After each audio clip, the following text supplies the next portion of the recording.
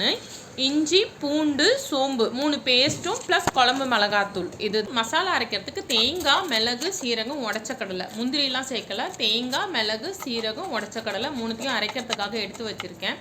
சரி, அதுக்கு முன்னாடி நம்ம தக்காளி வெங்காயம் அடுப்பில் போட்டு தாளிச்சுட்டு அது வதங்குற நேரத்தில் வந்து நம்ம மசாலா அரைச்சா சரியாக இருக்கும் வேகிற நேரத்தில்னு சொல்லிட்டு இது பண்ணேன். ஃபஸ்ட்டு கடாய் வச்சுட்டு கொஞ்சம் தேவையான அளவு தேங்காய் எண்ணெய் சேர்த்துக்கலாம். அதுவும் தக்காளி வெங்காயம் சேர்த்துக்கலாம். நான் வந்து பட்டை கிராம்பு ஏலக்காய் இந்த மாதிரி விஷயம் எதுவுமே தாளிக்கலை. ஏன்னா கொஞ்சம் கரம் மசாலாவாக சேர்த்துட்டேன். அதுவுமே வீட்டு மசாலா தான், கடையில் வந்து மசாலா எதுவுமே வாங்குறதில்ல. தேவையான அளவு கல் உப்பு போட்டாச்சு. இப்போ இது நல்லா வதங்கட்டும். கருவேப்பிலை கொஞ்சம் சேர்த்துக்கலாம். ரொம்ப சிம்பிள். இப்போ வந்து ஊற வச்சிடணும் இல்லையா சிக்கனை, அதை வந்து இது கூட போட்டுடலாம்.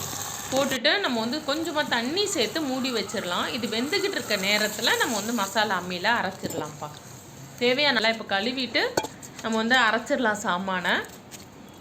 எனக்கு வந்து அம்மியில் சமைச்சு அரைச்சி சமைக்கிற சமையல் வாசனை வந்து ரொம்ப பிடிக்கும். டேஸ்ட்டுமே ரொம்ப நல்லாயிருக்கும். எடுத்தாச்சு.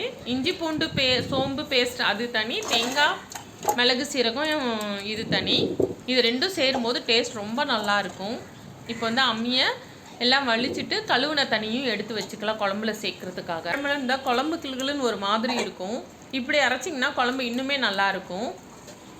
இப்போ வந்து அரைச்சதை சேர்த்துட்டு நம்ம அம்மியை கழுவணும் இல்லையா அந்த தண்ணியும் சேர்த்துடலாம். சேர்த்துட்டு உருளைக்கிழங்கு கட் பண்ணி வச்சுருக்கேன் நான் நல்லா கழுவிட்டு. எனக்கு வந்து சிக்கன் குழம்பு மட்டன் குழம்புலலாம் உருளைக்கிழங்கு சேர்க்குறது ரொம்ப பிடிக்கும். உங்களுக்கும் அப்படி போட்டால் பிடிக்குமான்னு சொல்லுங்கள்.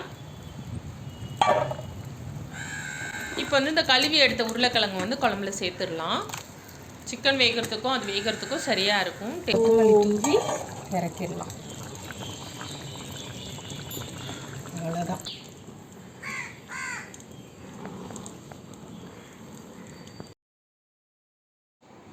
என் பொண்ணு வந்துட்டு ஆஹா வீடெல்லாம் வாசனையாக இருக்கே என்னம்மா பண்ணுறீங்கன்னு கேட்டால் இந்த மாதிரி சிக்கன் கிரேவி என்னோன்னா சூப்பராக உடனே ஒரு 5:30 மணிக்கு ஆரம்பித்து சமையல் பண்ணுறது ஒரு 6:15க்கு முடிஞ்சிருச்சு. சரி சாப்பிட்றலான்னு பிளான் பண்ணியாச்சு.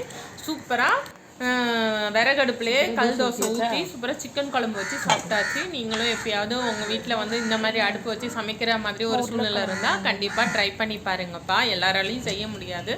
அந்த மாதிரி அடுப்பு வச்சு சமைக்க முடிஞ்சவங்களா உங்களால் சமைக்க அந்த மாதிரி இடம் இருக்குன்னா இந்த மாதிரி ட்ரை பண்ணி சமைச்சு சாப்பிட்டு பாருங்கள். ரொம்ப டேஸ்ட்டாக நல்லாயிருக்கும்.